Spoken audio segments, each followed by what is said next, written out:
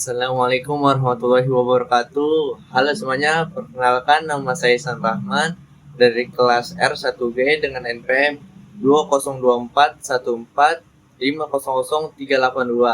Saya dengan teman saya yang bernama Arbi akan menjelaskan teisme dan ateisme. Halo, perkenalkan nama saya Arbi Dautifdillah. Saya dari kelompok 1 bersama dengan Ihsan Rahman. NPM saya 202414500375. Kelas saya adalah R1G dan prodi yang saya ambil di Unindra adalah Pendidikan Ekonomi. Materi yang saya akan berikan adalah tentang ateisme dan teisme. Ateisme dan Teisme Modern versi buku Helmi Hidayatullah 2006. Menurut konsep Helmi Hidayatullah, pada tinggal paling sederhana kata ateisme dapat dipahami dari kata-kata penyusunnya. Prefeks ateisme berarti tanpa atau kurang, dan teisme berasal dari istilah Yunani theos yang berarti Tuhan. Apabila teisme berarti kepercayaan pada Tuhan, maka pemahaman yang paling umum dari istilah ateisme hari ini adalah ketidakyakinan. Stealing from God dari buku Frank Turek 2012. Ateisme didefinisikan sebagai pandangan yang menolak keberadaan Tuhan atau dewa-dewa, biasanya dengan berargumen bahwa tidak ada bukti yang cukup untuk mendukung klaim tersebut. Di sisi lain, teisme adalah keyakinan bahwa Tuhan ada dan memiliki peran aktif dalam penciptaan serta kehidupan manusia. Turek membahas bagaimana kedua pandangan ini saling berinteraksi dan bagaimana teisme seringkali mengambil nilai-nilai dari teisme meskipun menolaknya. Pengertian ateis dan teisme versi Adihat K.Miharja 1984. Teisme didefinisikan sebagai keyakinan akan adanya Tuhan yang bersifat pribadi, berkuasa, dan terlibat dalam kehidupan manusia. Teisme mengakui adanya hubungan antara Tuhan dan ciptaannya. Sementara itu, ateisme adalah pandangan yang menolak keberadaan Tuhan atau dewa-dewa, seringkali berargumen bahwa kepercayaan tersebut tidak berdasar atau tidak rasional. Abstrak. Ateisme versus teisme modern oleh Helmi Hidayatullah membahas perbedaan antara ateisme dan teisme dalam konteks pemikiran modern. Berikut adalah ringkasan dari tema dan argumen utama dalam karya tersebut. Definisi dan konteks. Hidayatullah menguraikan definisi ateisme dan teisme serta bagaimana kedua pandangan ini berkembang dalam konteks pemikiran modern. Ateisme biasanya didefinisikan sebagai ketidakpercayaan pada Tuhan atau entitas ilahi, sedangkan teisme mengacu pada keyakinan pada adanya Tuhan atau entitas ilahi. Sejarah dan evolusi karya ini mengeksplorasi sejarah perkembangan ateisme dan teisme, menyoroti perubahan pandangan dari era klasik hingga modern. Ini termasuk pengaruh pemikiran ilmiah, filosofis, dan sosial yang membentuk kedua posisi ini. Kesimpulan, penulis mungkin menarik kesimpulan tentang bagaimana perdebatan antara ateisme dan teisme modern mempengaruhi pandangan dunia dan kehidupan sehari-hari, serta bagaimana individu dapat menemukan. Latar belakang. Alexander, seorang tersangka penganut paham ateisme, diadili di Sumatera Barat pada awal tahun 2012. Ia berurusan dengan pengadilan lantaran mengunggah pernyataan bahwa Tuhan itu tidak ada di laman Facebook miliknya. Ia divonis penjara oleh Hakim Pengadilan Negeri Mauro Kabupaten Sijunjung, Sumatera Barat karena dianggap menyebarkan kebencian dan permusuhan antar kelompok atau individu yang berbau sara, seperti diatur dalam Undang-Undang Nomor 11 Tahun 2011 tentang Informasi dan Transaksi Elektronik (UU ITE) atau yang disebut Undang-Undang ITE. Ateisme sebagai suatu keyakinan ternyata bukan suatu perkara yang gampang diadili. Terbukti dalam kasus di atas, Alexander divonis bukan karena ia berpaham ateisme, melainkan karena pelanggarannya atas Undang-Undang ITE. Adapun keyakinannya bahwasannya Tuhan itu tidak ada masih menimbulkan silang pendapat di dalam masyarakat. Ada yang berpendapat berpendapat bahwa keyakinan seseorang secara pribadi tidak dapat diadili, termasuk ateisme. Namun banyak juga yang mengatakan bahwa seorang ateis tak memiliki hak untuk tinggal di bumi Indonesia. Dasar negara Indonesia, yakni Pancasila pada sila pertama, ketuhanan yang Maha Esa, menjadi landasan bahwa semua warga negara harus yakin terhadap Tuhan. Ateisme di dunia sudah menjadi suatu keyakinan baru. Ada kelompok yang sengaja memfasilitasi para penganut ateisme tersebut. Mereka yang tidak meyakini adanya Tuhan tergabung di dalam kelompok ini secara internasional, bahkan telah ditetapkan Hari Ateisme Sedunia yang jatuh pada 23 Maret. Karl Carnegie pada 2008 mendirikan wadah yang menampung penganut ateisme di Indonesia bernama Komunitas Ateisme di Indonesia. Ia mengaku bahwa komunitasnya telah diikuti oleh 1.500 orang ateis pada saat itu. Bahkan sudah menjadi 60.000 orang untuk hari ini. Untuk mendorong agar negara mengatur keyakinan individual seperti ateisme ini agar tidak ada orang Indonesia yang tidak beragama. Kelompok orang yang tidak memiliki agama adalah agnostik, adalah efek dari berkembangnya ateisme sebab agamalah yang mengatur keyakinan terhadap Tuhan. Namun ternyata upaya itu sangat sulit. Teisme dan ateisme merupakan dua pandangan filosofis yang sangat berseberangan terkait keyakinan terhadap eksistensi Tuhan atau dewa. Sisi tertentu, teisme adalah keyakinan akan adanya Tuhan atau entitas transenden yang mengatur alam semesta, yang menjadi dasar bagi banyak agama besar seperti Islam, Kristen, dan Yahudi. Sisi lainnya, ateisme adalah pandangan yang menolak keberadaan Tuhan atau dewa, baik secara langsung maupun tidak langsung. Penolakan tersebut seringkali didasarkan pada pandangan rasionalis atau empiris yang menuntut bukti-bukti konkret untuk mendukung klaim keberadaan Tuhan. Pembahasan mengenai teisme dan ateisme telah menjadi topik diskusi filsafat sejak masa Yunani kuno hingga era modern.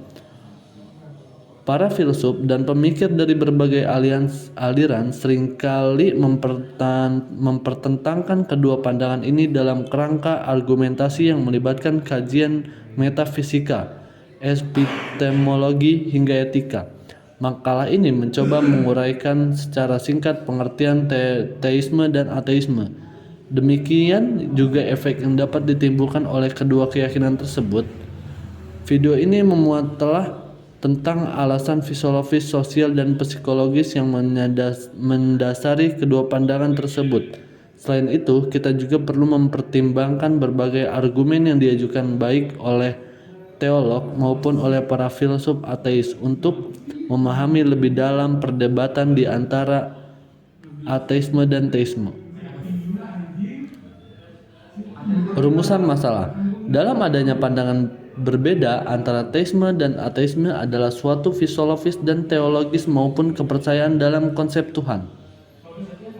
Tujuan. Berdasarkan rumusan masalah tersebut memahami perbedaan antara teisme dan ateisme serta mengeksplorasi implikasi sosial, budaya, dan filosofis dari masing-masing pandangan.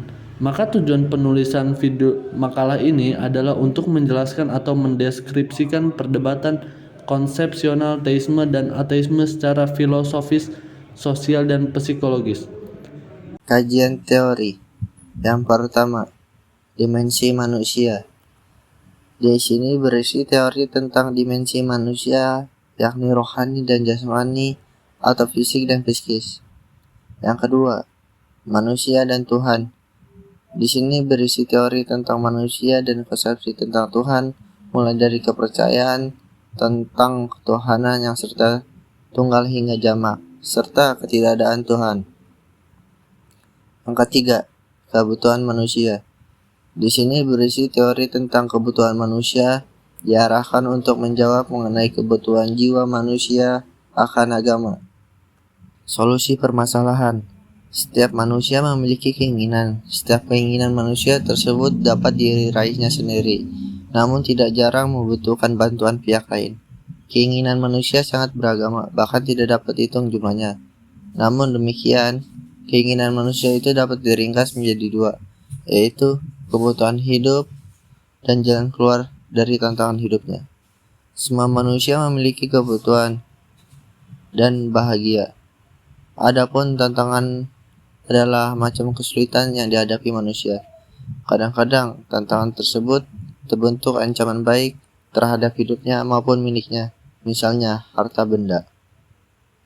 Kemampuan manusia dapat pemenuhan kebutuhannya dan pemecah masalah atau tantangan hidupnya sangat beragam. Ada manusia yang dapat memenuhi kebutuhan dengan mudah, namun ada juga manusia yang sangat sulit memenuhi kebutuhan hidupnya.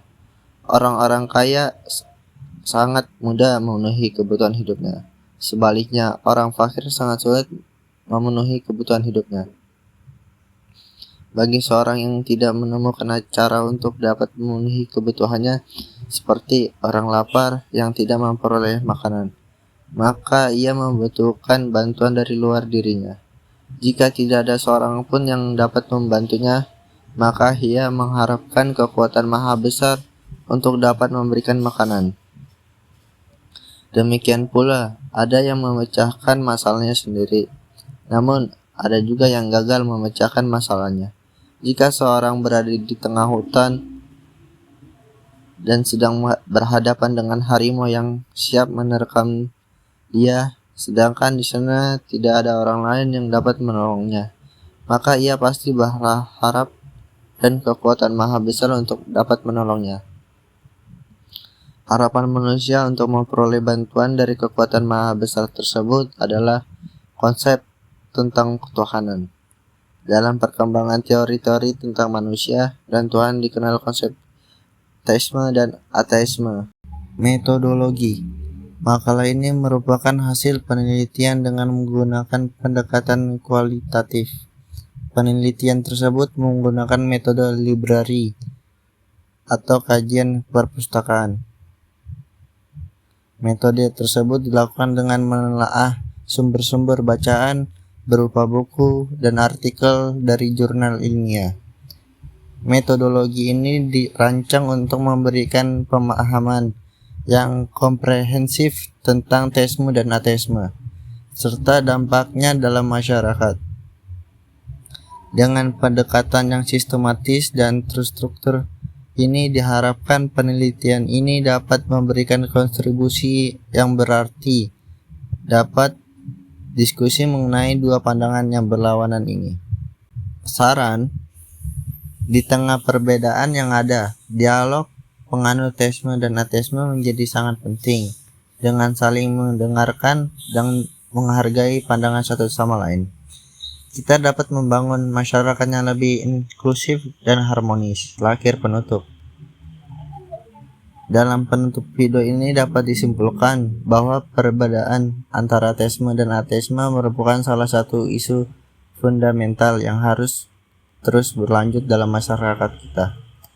Keduanya menawarkan perspektif yang unik mengenai keberadaan Tuhan, makna hidup, dan moralitas, serta memberikan kontribusi signifikan terhadap pemikiran manusia. Teisme memberikan rasa tujuan dan komunitas bagi banyak orang, serta landasan moral yang diambil dari ajaran agama. Di sisi lain, ateisme menekannya pentingnya rasionalitas dan bukti empiris dalam memahami dunia, serta mengajak individual untuk mencari makna hidup melalui pengalaman dan pengetahuan. Keduanya memiliki kelebihan dan tantangan masing-masing, dan seringkali menghasilkan ketegangan yang dapat menghambat dialog yang konstruktif. Pentingnya untuk menciptakan ruang yang memungkinkan interaksi antara pemeluk teisme dan ateisme, demi mengurangi stereotip dan persangka yang seringkali muncul. Melalui diskusi terbuka dan saling menghormati, kita dapat belajar dari suatu sama lain dan menemukan titik tempuh dalam perbedaan. Akhirnya, penelitian dan refleksi lebih lanjut tentang teisme dan ateisme akan terus menjadi penting dalam mengenai tantangan global sosial saat ini.